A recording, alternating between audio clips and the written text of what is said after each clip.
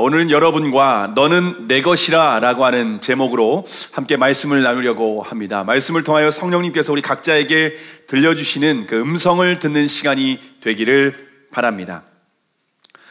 혹시 여러분 어린 감자 이야기를 들어보셨습니까? 어린 감자 이야기. 자신의 정체성에 대해서 고민하던 어린 감자가 엄마에게 물었어요.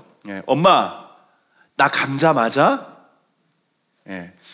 그러니까 엄마 감자가 어린 감자에게 너무나도 당연하다는 듯이 대답을 했습니다. 자, 그런데 어린 감자가 엄마의 말을 듣고 충격을 받아서 그만 집을 나가버렸습니다. 왜냐면 엄마가 어린 감자에게 이렇게 대답한 거예요. 당근이지. 어린 감자는 자신이 감자인 줄 알았는데 엄마가 당근이라고 하니까 충격을 받아서 집을 나가버렸습니다. 그리고 한참 동안 고민하고 방황하고 아무리 생각해봐도 자신은 아무리 생각해도 감자인 거예요. 그래서 집으로 다시 돌아왔습니다. 마침 집에는 경상도에 살고 계시는 할머니 감자가 집에 마침 오셨습니다. 그래서 이번에는 할머니 감자에게 물었습니다. 할머니, 나 감자 맞죠? 감자 맞죠? 라고 물었어요. 그러니까 할머니 감자가 어린 감자를 아주 인자한 눈으로 바라보시면서 아주 친절하게 대답을 하셨습니다. 그런데 어린 감자가 할머니 감자의 말을 듣고 또 눈물을 흘리며 집을 나가 버렸습니다. 왜냐하면 할머니 감자가 어린 감자에게 이렇게 대답했기 때문입니다. 오이야. 네. 사람들은 누구나 자신의 정체성에 대해서 고민을 합니다. 그런데 정체성에 대한 문제는 어릴 때만 고민하는 주제는 아니죠. 인류 역사에 존재했던 수많은 철학자들도 고민했던 주제가 바로 나는 누구인가 라고 하면, 다시 말하면 정체성에 대해서 고민을 했습니다. 자, 그런데 위대한 철학자들도 우리에게 속시원한 대답을 해주지는 못했습니다. 자, 그럼에도 불구하고 우리 각자 자신의 정체성에 대해서 정확하게 규정하는 것이 얼마나 중요한지 모릅니다. 왜냐하면 우리가 어떤 정체성을 갖느냐에 따라서 인생의 방향과 행동이 결정되기 때문입니다. 그래서 프란시스 셰퍼 박사는 이런 말을 했어요. 사람은 자신을 어떻게 인식하느냐에 따라서 사고하고 행동하게 되어 있다.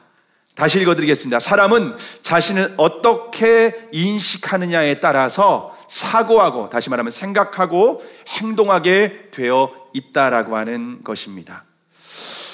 여러분은 자신에 대해서 어떤 정체성을 가지고 살아가고 계십니까? 오늘 본문에 보면 이스라엘 백성들의 정체성을 규정하는 말씀입니다. 이스라엘 백성들이 어떻게 바로의 노예로부터 구원받아서 하나님의 백성이 되었는지 가르쳐주고 있습니다. 뿐만 아니라 자신의 후손들에게 하나님의 백성의 정체성을 어떻게 심어줄 수 있는지 구체적인 방법까지 제시하는 것을 볼 수가 있습니다. 저와 여러분도 오늘 본문의 말씀을 통하여서 자신의 정체성을 확인할 뿐만 아니라 부모로서 사랑하는 자녀에게 어떻게 정체성을 심어줄 수 있는지 함께 고민하며 생각해보는 시간이 되기를 바랍니다. 자, 그러면 이스라엘 백성들은 어떤 정체성을 가지고 있을까요? 오늘 본문 1절과 2절의 말씀을 함께 읽겠습니다. 시작. 여호와께서 모세에게 일러 가라사대 이스라엘 자손 중에 사람이나 짐승이나 물어나고 초태생은 다 거룩히 구별하여 내게 돌리라. 이는 내 것이니라 하시니라. 자, 하나님께서 이스라엘 백성들에게 모든 초태생, 다시 말하면 처음 태어난 장자를 다 거룩하게 구별하여서 하나님께 드리라고 말씀을 하십니다. 자, 여기서 거룩하게 구별한다라고 하는 것은 어떤 의미가 있는가 하면은요, 마치 여러분이 손님이 많은 식당에 식사를 하기 위해서 미리 예약을 해두는 것과 같습니다. 여러분, 식당에 자리를 미리 예약해 놓으면 어떻게 하죠? 그러면 사장님이 우리가 앉을 그 테이블에 예약석이라고 하는 팻말을 올려놓지 않습니까? 그러면 아무리 식당에 많은 사람들이 줄을 서고 있을지라도 그 자리는 누구도 앉지 못합니다. 왜냐하면 미리 찜해놨기 때문입니다. 예약을 해놨기 때문입니다. 마찬가지로 우리가 하나님께 거룩하게 구별하여서 드린다라고 하는 것은요, 이렇게 하나님께 예약된 곳이라는 것입니다. 하나님께만 드릴 수 있는 것이다라고 하는 것입니다. 이처럼 모든 초태생은 거룩하게 구별했기 때문에 하나님의 것이라는 것을 우리에게 말씀하고 있습니다.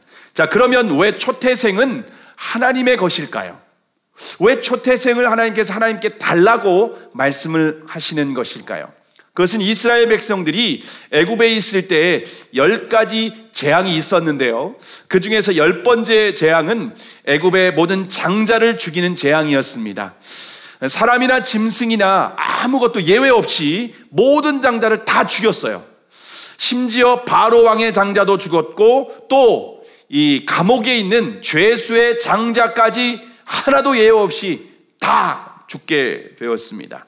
자, 그런데 이스라엘의 초태생은 사람뿐만 아니라 짐승도 하나도 죽지 않았습니다. 왜냐하면 하나님의 말씀하신 대로 어린 양을 잡아서 그 피를 이렇게 인방과 설주, 이렇게 세우는 것과 가로기둥과 세로기둥에 피를 다 발랐기 때문입니다. 그리고 이스라엘 백성들은 그 집 안에서 그 어린 양의 고기를 먹었습니다. 그래서 하나님의 말씀대로 순종했던 이스라엘 백성들은 장자가 하나도 죽지 않았습니다. 자, 그래서 하나님께서는 그 장자들을, 초태생들을 6월절에 다 구별하여서 살려주셨기 때문에 하나님의 것이다 라고 말씀하시는 겁니다. 자, 그러면 가족 중에서 장자만 하나님께 속했을까요? 장자만 하나님께 드리면 될까요? 여러분, 이스라엘 백성들에게 장자는 가정을 대표하는 인물입니다. 그렇기 때문에 장자를 하나님께 바친다라고 하는 것은 가족 전체가 하나님께 속해 있다, 하나님의 것이다 라고 하는 의미입니다. 여러분, 이것은 우리가 주일을 지키는 것도 마찬가지입니다. 여러분, 우리가 일주일의 모든 날이 다 주님의 날 아닙니까? 그런데 우리가 첫날, 일주일의 첫날을 구별하여서 하나님께 예배를 드리죠. 그렇게 예배를 드린다라고 하는 것은 모든 날이 하나님의 날이라고 하는 것을 고백하는 것과 같습니다. 그리고 하루의 시작을 우리가 새벽 기도를 하고 첫 시간에 말씀을 묵상하는 것도 이날 하루가 주님의 것이고 저는 주님을 위해서 살겠습니다 라고 하는 의미로서 우리가 말씀을 묵상하는 것 아니겠습니까? 자, 그래서 이사야 43장 1절에서도 이렇게 말씀을 하십니다. 야곱아, 너를 창조하신 여호와께서 이제 말씀하시느니라. 이스라엘아, 너를 조성하신 자가 이제 말씀하시느니라. 너는 두려워 말라. 내가 너를 구속하였느니라. 내가 너를 지명하여 불렀나니 너는 누구의 것이라? 너는 내 것이니라. 하나님께서 이렇게 말씀을 하고 있습니다. 야곱은 이스라엘을 의미합니다. 하나님은 이스라엘의 장자만 거룩하게 구별하시는 것이 아닙니다. 이스라엘 백성 전체를 거룩하게 구별하시고 하나님께서 값을 지불하시고 양의 피의 값을 지불하셔서 하나님의 소유로 삼으셨습니다. 그래서 이제 너는 내 것이다. 이스라엘 전체가 장자뿐만 아니라 너희 모든 것은 내가 예약해놨어. 너희는 구별해뒀어. 내 거야. 하나님이 이렇게 말씀하시는 겁니다. 자, 그런데 우리가 하나님의 것이라고 하는 말을 들으면 어떻습니까? 솔직히 마음이 좀 기쁘십니까? 당연하고 행복한 마음이 드십니까? 아니면 좀 부담스럽고 부당하다 이런 마음이 드십니까? 아니, 살려주실 때는 언제고 또다시 구별해서 바치라고 하니까 솔직히 마음이 불편해지지 않습니까? 자, 그러면 왜 하나님께서 이스라엘을 구원하신 후에 내 것이라고, 내게 바쳐야 된다라고 그렇게 말씀하시는 것일까요? 왜냐하면 우리는 자신의 생명을 지킬 수 있는 능력이 없기 때문입니다. 뿐만 아니라 자신의 생명보다 더욱 소중한 자녀의 생명도 우리는 지킬 수 있는 능력이 없습니다. 물론 우리가 세상의 모든 부모들은요, 자녀를 너무 사랑합니다. 자녀를 위해서라면은 우리의 생명까지 내어줄 수 있는 정말 헌신과 사랑이 있는 분들이 바로 부모님 아니겠습니까? 2004년 영국 문화협회가 세계 102개국 4만 명을 대상으로 설문조사를 했습니다.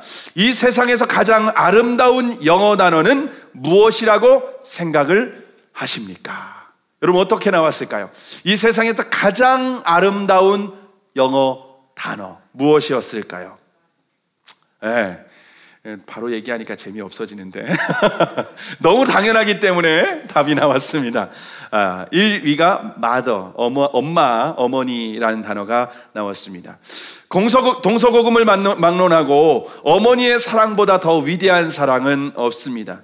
며칠 전 제가 페이스북에 황수관 박사의 강의를 간증을 제가 들은 적이 있는데요. 여러분에도 전에 한번 소개해드린 적이 있습니다. 황수관 박사님이 어릴 때 홍역이 아주 심했었답니다. 그래서 거의 죽었다라고 합니다. 그 당시에는 의술이 좀 많이 발전하지 않았기 때문에 홍역으로 죽는 아이들이 그렇게 많았답니다. 아버님은 아들이 이제 죽었다라고 생각해가지고 산에 묻기 위해서 삽을 가지고 또 지게를 지고 오셨답니다. 그런데 어머니는 밤새 죽은 아들과 같은 이 황수관 박사님을 품에 안고 도무지 내어주지를 않았답니다. 아버지는 이제 방문을 열고 산에 묻어야 되니까 좀 빨리 달라고 가마니까지 다 준비해가지고서 이제 가마니를 툴툴 싸가지고서 이제 묻어야 되는 상황입니다. 그런데 어머니는 죽은 아들을 품에 안고 울면서 하나님 앞에 마지막까지 이렇게 기도하는 겁니다. 하나님이 살아계신다면 내 아들 좀 살려주세요. 하나님이 살아계신다면 내 아들 좀 살려주세요. 그리고 어머님이 아들을 마지막 보내기 전에 자신의 혀를 가지고 아들의 홍역으로 인해서 고름이나 터지고 피고름이 있는 그 얼굴을 이렇게 하나하나 절체를 혀로 핥았답니다. 그런데 그때 놀라운 기적이 일어난 거예요. 죽었다고 생각했던 아들이 얼굴에서 생기가 돌아오고 또 손가락이 움직이기 시작하고 또 옅은 숨을 내쉬기 시작을 하는 겁니다. 그래서 황수관 박사님은 어머니의 사랑 때문에 내가 살았다고 그런 고백을 하는 것을 들었습니다. 여러분 어머니의 사랑, 이 황수관 박사뿐만 아니라 우리 모든 사람들이 그런 사랑을 경험해서 오늘날 이 자리에 있는 것 아니겠습니까? 여러분 그런데 어머니의 사랑이 아무리 크고 위대하다고 할지라도 자식을 끝까지 책임질 수는 없습니다. 여러분 가장 소중한 생명이기 때문에 하나님은 내 것이다, 내 손에 맡겨야 된다. 하나님께서 그래서 내게 바치라, 구별해서 바쳐야 된다라고 말씀을 하시는 겁니다. 자, 그러면 하나님의 소유가 된다라고 하는 것은 어떤 의미가 있을까요? 하나님께서 종으로 부리듯이 함부로 하기 위해서 달라고 하는 것일까요? 시편 135편 4절에 보시면 여호와께서 자기를 위하여 야곱 곧 이스라엘을 자기 특별한 소유로 택하셨음이로다 라고 말씀하고 있습니다. 하나님께서 이스라엘 백성들을 특별한 소유로 선택을 하셨다라고 하는 것입니다. 여기에서 소유라고 하는 말은 히브리어로 세굴라라고 하는 단어인데요, 이것은 특별한 보물이라는 말이에요. 특별한 보물이라고 하는 의미가 있는데요, 하나님이 이스라엘을 너는 내 거야, 너는 나의 특별한 소유야 라고 하는 것은 너는 아주 특별한 보물이야 라고 하는 의미입니다.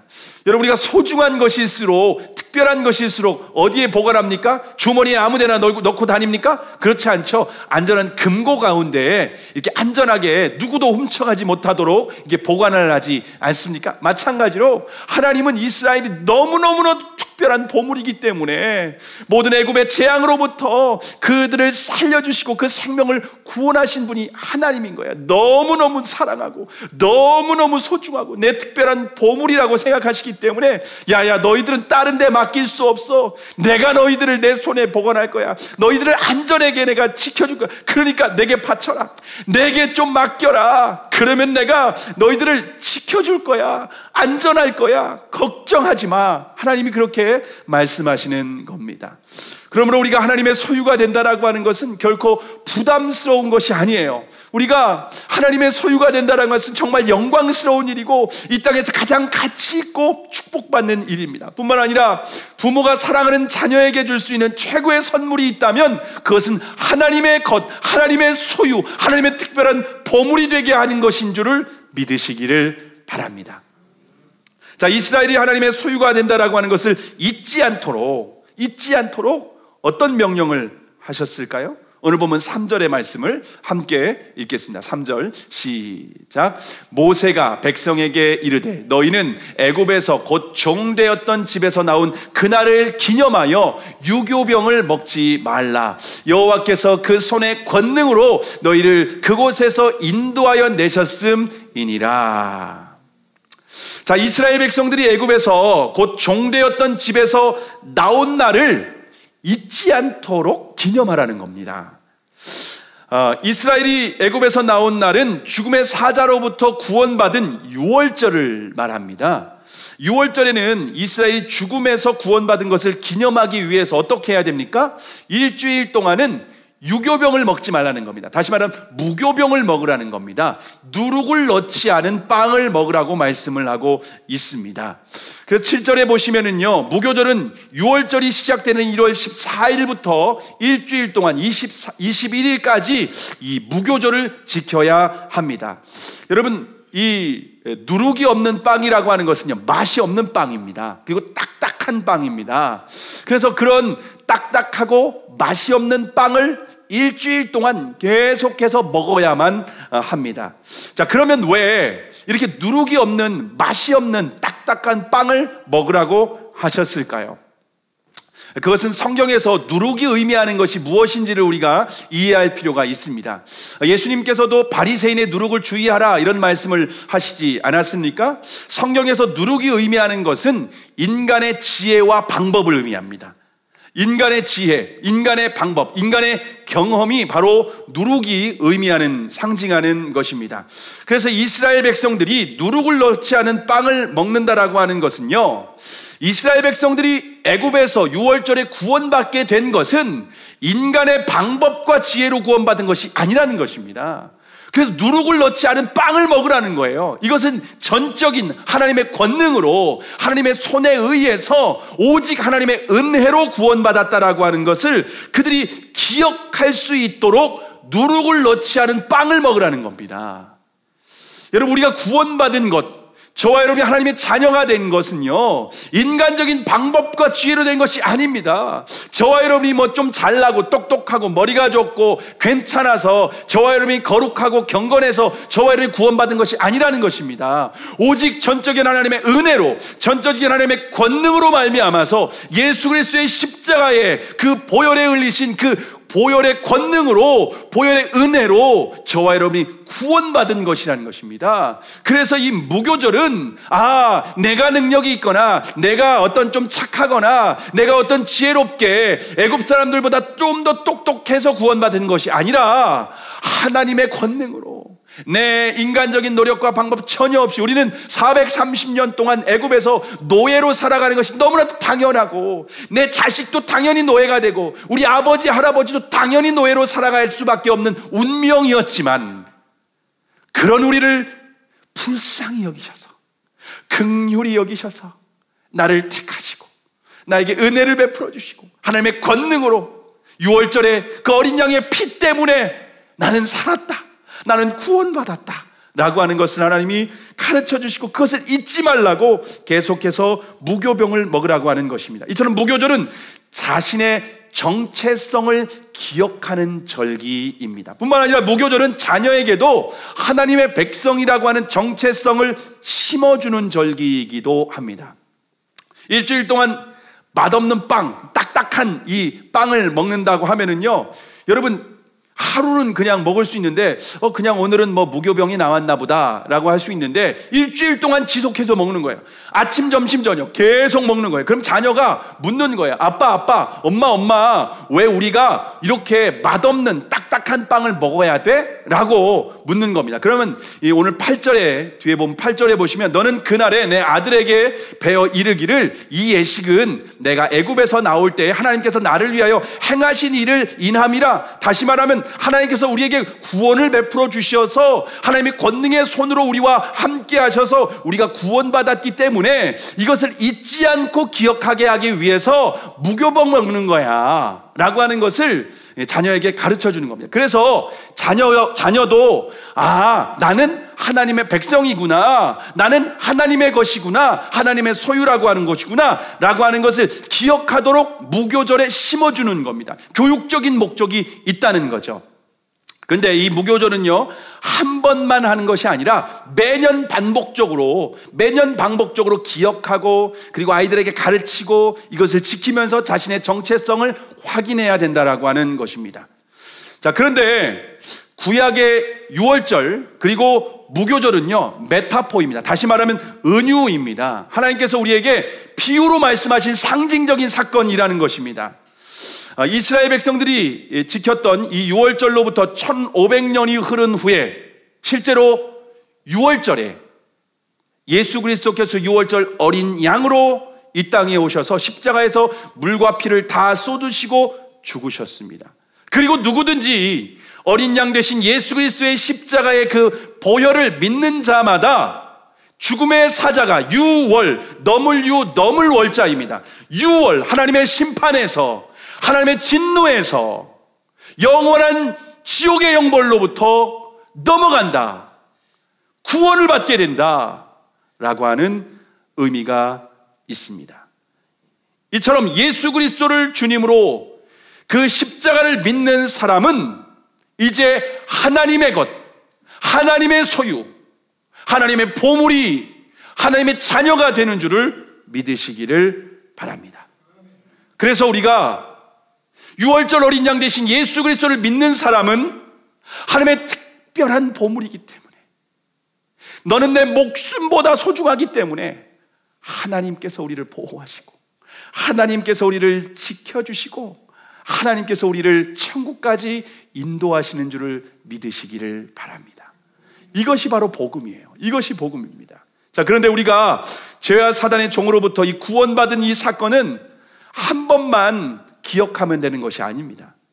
이것은 우리의 정체성입니다. 그리스도인의 정체성입니다. 내가 어떻게 하나님의 백성이 되었는가? 내가 어떻게 하나님의 특별한 소유가 되었는가? 내가 어떻게 하나님의 자녀가 되었는가? 예수 그리스도 때문이다. 예수 그리스도의 십자가 때문이다. 그래서 이것을 우리가 기억할 수 있도록 우리에게 무교절과 그리고 또 유월절이 무엇인지 우리가 한번 고민해 볼 필요가 있다는 것입니다. 유대인들은 유월절과 무교절을 지켰지만 우리 기독교에서는 이 비슷한 절기로 무엇을 지키냐면요, 고난주간을 지키고 있습니다. 그래서 예수님 십자가에 못 박히시기 전 사순절을 우리가 좀 지키고, 또 사순절을 기념할 뿐만 아니라 또 고난주간에는 한국 교회가 뭘 합니까? 대부분 교회 특별 새벽 기도회를 합니다. 그리고 고난주간 성금요일에는 성만찬을 하지 않습니까? 그래서 예수 그리스도의 그 구원을 우리가 기념하고 생각하고 지키고 있습니다. 그래서 우리가 구원받게 된 것은 인간적인 지혜와 방법으로 구원받은 것이 아니다. 오직 예수 그리스도의 십자가가, 오직 예수 그리스도께서 우리를 위해서 피 흘려 죽으시고 다시 부활하신 그 예수 그리스도를 주님으로 믿음으로 우리가 구원받게 되었다, 하나님의 것이 되었다, 하나님의 자녀가 되었다라고 하는 것을 우리가 기억하고 지키고 있습니다. 자, 그런데 공식적으로 이런 절기를 지키는 것으로는 여러분 충분하지 않습니다. 우리가 개인적으로도 기억하고 기념하는 것이 필요하다라고 하는 것입니다. 왜냐하면 여러분, 공식적인 것으로는요 우리가 온전하게 담을 수는 없는 거예요. 우리가 5월 8일이 어떤 날이죠? 5월 8일은 어버이날입니다. 그래서 우리 교회도 어버이 주일을 지키고 있습니다. 그 어버이날이 되면은요, 자녀들이 부모님에게 평소에는 사랑하지도 않는 것 같은데 그날이 되면 이제 어릴 때부터 이렇게 연필로 아빠 엄마 사랑해요, 우리를 사랑해 주신 것 은혜 잊지 않을게요. 뭐 커서 꼭 보답할게요. 뭐 그런 기념일을 지키지 않습니까? 또 우리 어른들도 어머니 아버지가 살아 계시면은 찾아뵙고 또 식사도 대접하고 뭐 용돈도 드리고 또 감사하다고 인사도 드리지 않습니까? 물론 이제 이미 천국 가신 분들, 돌아가신 분들은 이날 또 엄마를 그리워하고 아빠를 그리워하면서 우리가 생각하는 시간이기도 합니다. 그런데 우리가 1년이 365일인데 어버이날 절기만 그 날만 딱 지키는 거예요. 그날만 딱 카네이션 딱 달아드리고 그냥 식사 한번 딱 대접하고 364일은 기억하지도 않는 겁니다. 뭐 남처럼 생각합니다. 여러분, 그러면 그게 진짜 효도라고 생각을 하십니까? 진짜 그게 어머니의, 부모님의 사랑을 기억한다라고 말할 수 있습니까? 마찬가지로 우리는 공식적으로도 지키지만 개인적으로도 지켜야 됩니다. 평소에 전화를 드리고 좀 찾아뵙기도 하고, 또 저희 부모님 같은 경우는 이제 손녀들 목소리 듣고 싶으니까 목소리 이렇게 스피커폰으로 통화하면서 아이들하고 통화하는 걸 그렇게 좋아하는 거예요. 여러분, 그게 진짜 부모님을 공경하고 부모님의 은혜에 감사하는 거라는 것입니다. 자, 그러면 저와 여러분이 개인적으로 내가 하나님의 백성이라고 하는 것을 지키는 것은 무엇일까요? 그것은 매주일 우리가 함께 드리는 예배를 통하여서 하나님의 은혜를, 예수 그리스도의 십자가를 다시 한번 생각하는 것입니다. 우리의 정체성을 확인하는 시간이 바로 주일 예배라는 거예요. 그래서 그리스도인에게 주일 예배는요, 여러분, 목숨과 같이 지켜야 되는 겁니다. 이 시간은 우리가 내가 예수 그리스도께서 나를 구원하시고 하나님의 은혜로 절대적인 주님의 권능의 손으로 나를 구원하셨구나 라고 하는 것을 우리가 말씀을 통해서 자신의 정체성을 확인하는 겁니다. 또 찬양과 기도를 통하여서 하나님께 감사와 고백을 하는 겁니다. 뿐만 아니라 매일 말씀 묵상하는 것도 중요합니다. 매일 말씀을 묵상하면서 하나님의 은혜를 기억하는 겁니다. 하나님의 은혜가 없으면 우리가 또다시 죄와 사단의 종로로 갈 수밖에 없는 존재라고 하는 것을 늘 고백하고 기억하는 것이 필요하다라고 하는 것입니다. 그렇지 않으면 우리가 하나님의 은혜를 망각해요. 우리는 잊어버리는 은사가 있어서 하나님의 은혜는 너무 쉽게 잃어버려요. 그리고 다 내가 한 것처럼 착각을 해버려요. 하나님의 은혜로 내가 모든 것을 이루게 되었고 하나님의 은혜로 살게 되었는데 그걸 잃어버리는 거예요. 그래서 우리는 매일 말씀을 묵상하며 하나님의 은혜를 또한 구해야 됩니다. 하나님의 은혜 없이는 살 수 없음을 우리가 고백하는 것이 매일 말씀 묵상을 통하여서 우리가 확인하는 것입니다. 그렇지 않으면 우리는 또다시 죄와 사단의 종로로 타는 비참한 삶을 살아갈 수밖에 없다는 것입니다. 또 자녀들에게도 그리스도인의 정체성을 가질 수 있도록 계속해서 심어줘야 됩니다. 이것을 심어주기 위해서 여러분 어떤 일을 하고 있습니까? 교회에만 맡겨놓으면 될까요? 여러분, 그래서 되지 않습니다. 제가 어릴 때 시골에서 함께 교회 다녔던 그런 형, 동생, 그런 분들 제가 다 생각해 봤는데 거의 대부분 교회를 떠났어요. 거의 대부분 교회를 떠났어요. 여러분, 교회에 맡긴다고, 주일학교에 맡긴다고 해서 저절로 하나님의 백성이 되는 것이 아닙니다. 저절로 그 영혼이 거듭나는 것이 아니라는 것입니다. 부모님이 자녀를 위해서 기도해야 될 뿐만 아니라 자녀에게 복음을 전해서 자녀가 정말 예수 그리스도의 복음으로 거듭날 수 있도록 여러분 해야 된다는 것입니다. 그것이 자녀에게 줄 수 있는 최고의 선물입니다. 하나님의 손에 보호를 받도록, 하나님의 특별한 보물이 되도록 하는 것이 부모가 자녀에게 줄 수 있는 최고의 선물이라고 하는 것입니다. 저희 가정에서도 자녀들이 거듭날 수 있도록, 예수님을 믿고 구원받을 수 있도록 오래전부터 기도했습니다. 그런데 최근 한 달 전부터는 하나님께서 가정 예배를 드리라고 하는 마음을 주셨습니다. 그래서 매일 저녁 9시에 아이들과 함께 가정 예배를 드립니다. 지난 한 달 동안은 출애굽기이지 않았습니까? 출애굽기니까 우리가 복음을 전하기에 너무너무 좋은 거예요. 그리고 첫 번째부터 10번째 재앙까지 아이들과 함께 말씀을 묵상하면서 그 10가지 재앙이 다 이스라엘 백성들이 애굽에서 섬기던 이 우상을 상징하지 않습니까? 그래서 10가지 재앙을 하나하나씩 비교하면서 우리의 우상이 뭐냐?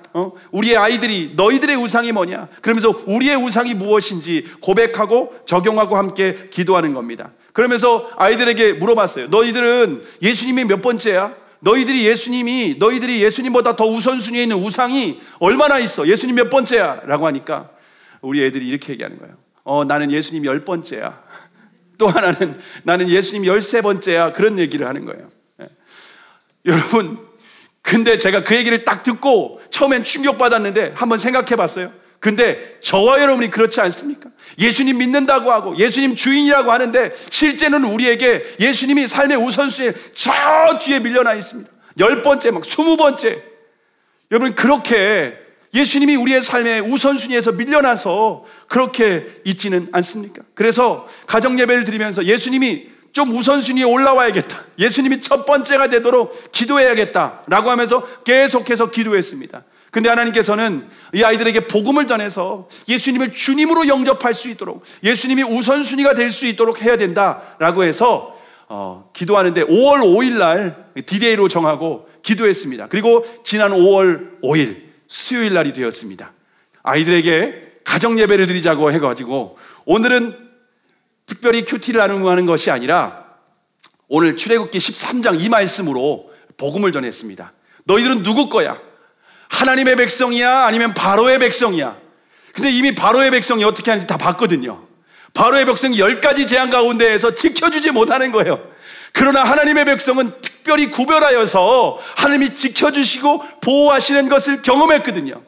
그러면서 복음을 전하고 예수 그리스도를 주님으로 영접하는 사람만이 하나님의 백성이 될 수 있어. 너희들은 누구의 백성이 될래? 누구의 백성이 될래? 그러니까 이렇게 얘기하더라고요. 내 마음은 바로의 백성이 되고 싶지만 하나님의 백성이 돼야 될 것 같아. 왜냐하면 여전히 내가 하고 싶은 대로 살고 싶은 욕심이 있거든요. 내가 여전히 우선순위를 하나님에 두고 싶지 않은, 내가 하고 싶은 거 뭐 게임도 있고 뭐 여러 가지 내가 뭐 먹고 싶은 것도 있고 친구들도 있고 이런 게 우선순위가 있는데 그렇게 하면 안 될 것 같다는 거예요. 그러면 하나님의 백성이 안 되면 지켜줄 수 없다라고 하는 것을 알게 된 거예요. 그래서 예수님을 영접하는 사람 손 들어, 그러니까 손을 번쩍번쩍 드는 거예요. 그래서 예수님을 영접 기도를 시키고 너희들이 이제 하나님의 백성이야, 예수님이 너의 삶의 우선순위야, 하나님의 것이야 라고 하면서 이제부터 삶의 우선순위를 하나하나씩 끊어나갈 거야. 하나님이 말씀하신 대로 끊어나가야 돼. 이것이 아니야 라고 하면 끊어나고, 주님보다 더 앞선 거야 그러면 내려놓고, 이런 것을 매일매일 예배를 통해서 해야 된다라고 했습니다. 그리고 오늘의 우리 아이들이 우선순위로 정했던 것들을 다 끊어내고 오직 예수님을 우선순위에 두기로 한 디데이입니다. 여러분의 삶의 우선순위는 무엇입니까? 여러분은 하나님의 백성이라고 하는, 예수님이 내 삶의 주인이라고 하는 이 정체성을 매일 확인하고 예배 때마다 우리가 고민하고 다시 한번 고백하고 이러한 여러분 시간을 보내고 있습니까? 여러분, 예수 그리스도가 우리의 삶의 주인 되시지 않으면 절대로 하나님이 우리를 지켜줄 수 없다는 것입니다. 하나님의 백성된 사람들만 10가지 재앙으로부터 마지막 죽음의 재앙까지 우리를 보호하시고 지켜주시는 줄을 믿으시기를 바랍니다. 그러면 예수 그리스도를 믿는 것은 현실에서 어떤 의미가 있을까요? 제가 며칠 전에 새롭게 하소서 간종으로 김기동 목사님의 간증을 들었습니다. 예전에 왜 그 고구마 전도왕으로 많이 알려져 있는 분 아닙니까? 그분이 목사 안수를 받고 미국에서 목회를 하고 계십니다. 그리고 그분이 이제 간증을 하는데, 이분이 30대 중반에 예수님을 믿고 과천에서 살았답니다. 그리고 지하에 살다가 이제 좀 지상으로 올라오려고 부동산에 알아봤답니다. 근데 이제 가진 돈이 6천만 원이 전부였던 거예요. 그런데 그 돈으로는 아파트에는 들어갈 수 없고 투룸 빌라에만 들어갈 수 있었답니다. 근데 이제 당시에 뉴코아 백화점 앞에 그 주공 아파트가 있었는데요, 당시에 그 주공 아파트 전세가 1억 2천이었답니다. 그런데 그 돈으로는 뭐 2배나 높으니까 절대로 들어갈 수 없는 금액이죠. 근데 부동산에서 알아보니까 그 아파트에 딱 한 집이 6천만 원짜리가 있답니다. 딱 6천만 원짜리가 있는데 이분이 딱 6천만 원이 있으니까 아, 이 집이구나 라고 했는데, 근데 그 집이 하나 문제가 있답니다. 문제가 뭐냐면은 그 집에 이사 오는 사람들은 꼭 3개월 만에 꼭 죽어나간다는 거예요. 사람이 죽는다는 거예요. 그래서 얼마 전에도 그 집에 살던 사람이, 여자가 아파트에서 뛰어내려서 죽었다는 거예요. 그래서 신문에 아주 뭐 대문짝만하게 나왔는데 그걸 모르냐고 물었답니다. 그런 거 모른다고. 근데 이분은 예수님을 믿었잖아요. 이제 하나님의 것이고 나는 하나님의 백성이다, 하나님이 나를 지켜주신다 라고 하는 믿음으로 거기 내가 들어가겠다고 그러니까 정신이 있는 거냐? 괜찮다고, 나는 예수님 믿으니까 상관없다고. 그래서 이사를 갔답니다. 그리고 매일 가정 예배를 드렸답니다. 매일 하나님 앞에 기도했답니다.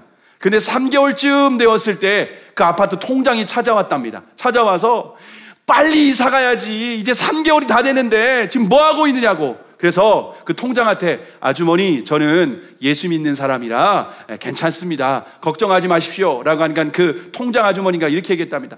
아이고, 나도 예수 믿는다고. 그런데 이거하고 그거하고 좀 다르다고. 당신들 진짜 이러다 죽는다고. 아유, 걱정하지 말라고. 예수님이 우리를 지켜주실 거니까 걱정하지 말라고. 그리고 3개월이 지났답니다. 어떻게 됐을까요? 아무렇지도 않죠. 근데 집집마다 계속 다 죽어나갔는데 이분 아무 문제가 없었던 거예요. 그렇게 하고 통장, 이분이 그 반상회에 그리고 나갔었는데, 반상회에 나가면 3개월 후부터 예수 믿는 사람이 꼭 한두 명씩 나오던데, 저도 예수님 믿으면 안 될까요? 왜냐하면 그것을 다 보여줬기 때문에, 아, 예수 믿으면 괜찮구나 라는 것을 확인시켜줬기 때문에. 그러면서 얼마나 많은 가정을 전도했는지 모른다고 하면서 간증을 한답니다. 그리고 2년 후에 전세 만기가 돼서 이제 나올 때는 어떻게 했냐면은, 그 집주인이 대전 사는 분이었는데 고위 공직자였답니다. 근데 이분은 이제 김희동 목사님은 30대 중반이었고 그 집주인은 대전에서 50대 중반이었는데, 마지막 나가는 날 2년 후에 큰절을 하더랍니다. 큰절을 하면서 사라져서 고맙다고, 아파트 값이 1억이 올랐다고 너무너무 고마워하면서 큰절을 하고 이사 비용으로 200만 원을 현금으로 챙겨 주셨답니다. 여러분, 예수님을 믿으면, 하나님의 것이면, 하나님의 백성이면 이 땅에서 하나님이 지켜주시고 보호하시는 줄을 믿으시기를 바랍니다. 왜냐하면 예수 그리스도께서 이미 죄와 사망 권세를 이기고 승리하셨기 때문입니다. 우리는 예수 그리스도를 믿음으로 이제 하나님의 특별한 보물이 되었습니다. 하나님의 특별한 소유입니다. 하나님이 우리 보고 이렇게 말씀해요. 너는 내 거야, 너는 내 것이야 라고 우리에게 말씀을 하고 계십니다. 저와 여러분이 누구인지, 예수 그리스도를 믿음으로 하나님의 백성이 되었구나, 하나님의 것이 되었구나, 이 사실을 잊지 않고 날마다 기억하고 고백하며 감사하는 저와 여러분이 되기를 주님의 이름으로 축복합니다. 기도하시겠습니다.